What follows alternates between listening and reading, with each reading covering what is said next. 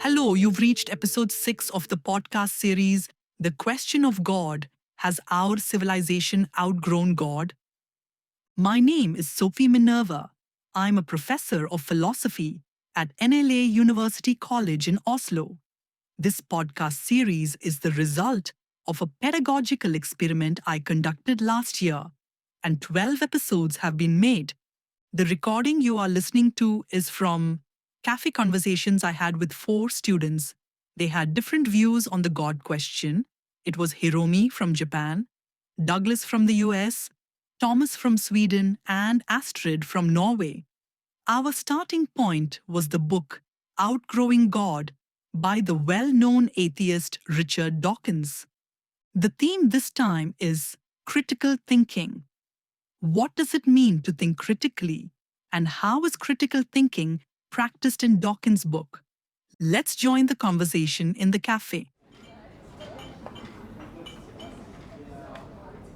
Okay, the recorder's on, and our topic this time is critical thinking. I have asked you, Douglas, to start this time. Share your thoughts about what critical thinking is, and how do we see critical thinking expressed in Dawkins' book. Are you ready for that? Sure. I'll start with a definition I found from ChatGPT.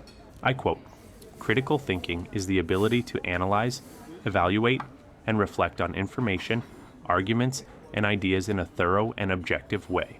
It involves identifying and understanding underlying assumptions, distinguishing between fact and opinion, and assessing the logic and relevance of arguments.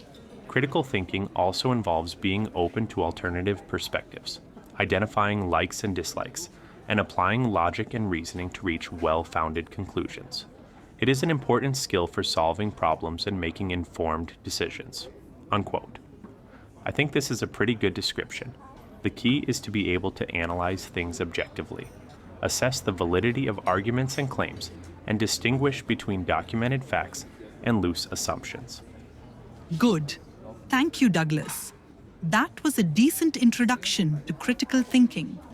I have a question for you all. What is the difference between an argument and a claim? Yes, Hiromi. I think an argument is when you give a reason for asserting something. A claim is just a claim. Yeah, Hiromi. A claim is just a claim, whereas an argument is a claim with a justification, a reason why. In fact, you can have several justifications, and they can be good or bad. Right? So, what would you say is the definition of a claim? Astrid, do you want to try? I would say that a claim is something you affirm is true about reality. Good. Thomas, what about you? Do you have any thoughts on this? Yes, I agree with Astrid. It's something you say is this or that. Something you think is true about something. That's a lot of something, isn't it? Yes, Thomas, but something is a very useful word. Good. Do you notice how the concept of beliefs keeps coming up when we talk about this? I want to refer to an Oxford professor of philosophy, Marianne Talbot, who has written a lot about this. She says that we use sentences, and we also talk about sentences. A sentence that is used is called a statement. For example, I can use the sentence, "The dress is red," to make a statement about a certain dress. At the same time, I am making an assertion about the dress, namely that it is red. Such an assertion or proposition is the content of a conviction. Did you get that? If I assert something by what I say, I am expressing a conviction, something I believe to be true. Are you with me? So, assertions can be expressed with different types of statements, for example in different languages, but the content will be the same. A statement is thus a sentence in use. So, to sum up, an assertion or proposition is the content of the conviction that is expressed through the statement. Okay. So we have sentences, statements, assertions, propositions, and claims. But what about arguments? Where does that come in? Good question, Thomas. Professor Talbot would say that an argument is a group of sentences in which one sentence is supported by the others. The sentence that is supported by the other sentences in an argument is called the conclusion. The sentences in an argument that are not the conclusion are called the premises. Premises can be stated explicitly or merely implied. Implied premises we call hidden premises. Now, listen to this. According to Professor Talbot, critical thinking is about studying arguments and the sentences expressing them. You have to look at the logical connections between the beliefs expressed in the statements, and you have to ask whether the premises taken together are likely to be true or if they are more plausibly false. Sometimes you must go through an argument very carefully to find out. Excuse me, Professor? Assertion and proposition, is that the same thing? Yes, Hiromi, that's right. So let me summarize what I have said. To believe something is to think a particular statement is true. To assert something is to express this belief or this conviction in a sentence. So, to argue for something is to present a logically valid combination of assertions expressed in premises in a way intended to support belief in a particular conclusion. Oh, A good argument will be convincing, yes?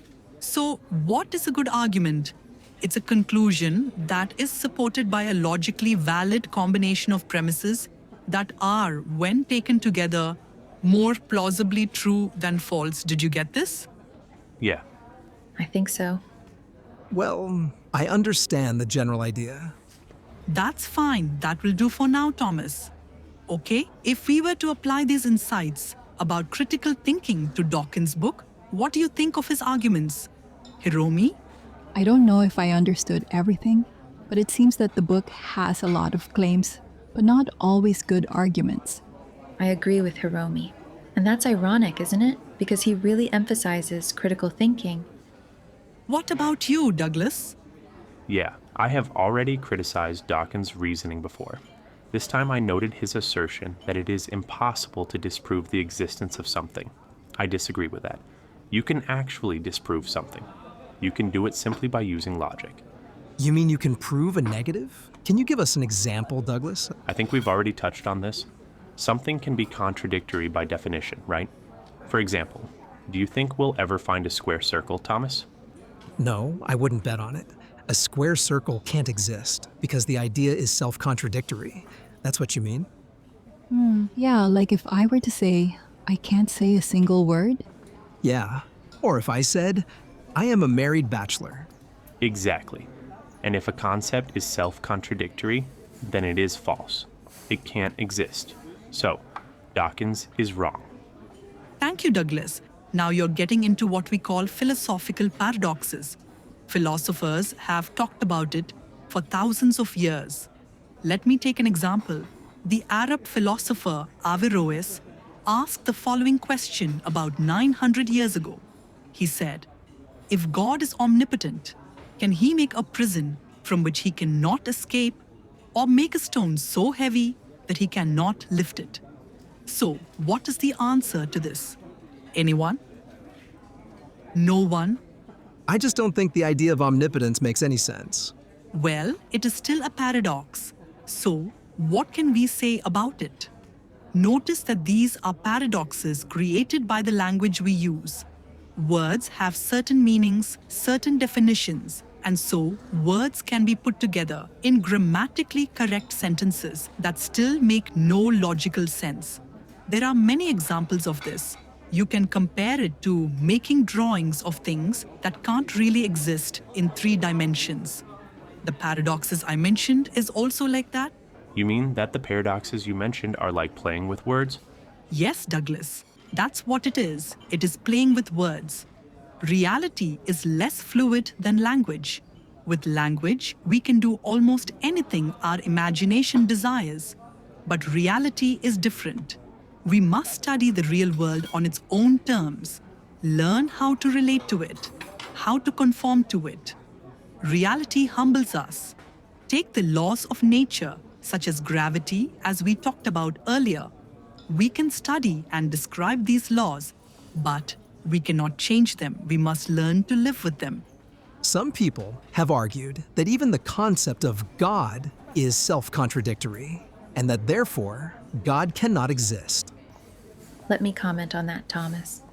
Many philosophers, including agnostic and atheist philosophers, reject those arguments. For example, I have a quote here from atheist Richard Carrier, who says arguments for thinking that God is an incoherent concept are, quote, not valid, since any definition of God or his properties that is illogical can just be revised to be logical. So, in effect, arguments from incoherence aren't really arguments for atheism, but for the reform of theology, unquote. All right, Astrid, but what about the question of God being able to create a stone that he can't lift? Doesn't that mean the concept of omnipotence is a fantasy? It's not something that can really exist? I think it's like Professor Sophie said, you can speak a sentence or vaguely imagine something that is logically incoherent or contradictory. But the whole of science is based on the belief that true logical impossibilities can never happen in the real world. The universe is rationally ordered. Monotheists say that the universe is rationally ordered by God, and that God is the very foundation of rationality. So, being omnipotent in the real world cannot mean being able to do anything logically impossible. Creating a round square is outside the realm of reality, and so is the idea of God creating a physical object, like a rock, that he lacks the power to move. It is just a linguistic construction, an example of an illogical sentence. Okay, Astrid, actually interesting. But what about this? If logic and the laws of nature determine what is possible for God, doesn't that mean logic and nature are above God, in which case God can't be omnipotent? I don't think so, because God is reason in the same way that God is love. These things are not above God. They are part of God's properties, what it means for God to be God. They are an aspect of God's very nature, his character. God can't do anything that contradicts his character any more than logic can be illogical. Can you see that? I would like to comment on that. You mentioned laws of nature, Thomas. I think there is a fundamental difference between the laws of logic and the laws of nature. While logic would be part of God's nature, if God exists, the natural laws would just be a description of how God created physical things to behave in the absence of any special divine action. Isn't that right, Astrid? Yes, that's a very good point, Hiromi. Consciousness and logic are part of the real world, right? And it's through consciousness that we discover the laws of physics. So, then consciousness, it's not part of the physical. Consciousness is above physics, but not above rationality and logic, which is part of God's nature. Yeah, okay. Point granted. Even new atheists like Lawrence Krauss and Jerry Coyne admit that if God exists, then miracles are possible. The question remains, however, if God exists. All right? And I'd like to add that there is also direct sensory knowledge that does not depend on argument at all. Like, for example, I know I need a toilet break. Yes, we've been at it for a while, so let's wrap up here. Next time, we'll talk more about faith, knowledge, contradictions, and paradoxes, both in relation to science and religion. Thanks so much for today. Bye for now. Bye-bye. Toodaloo.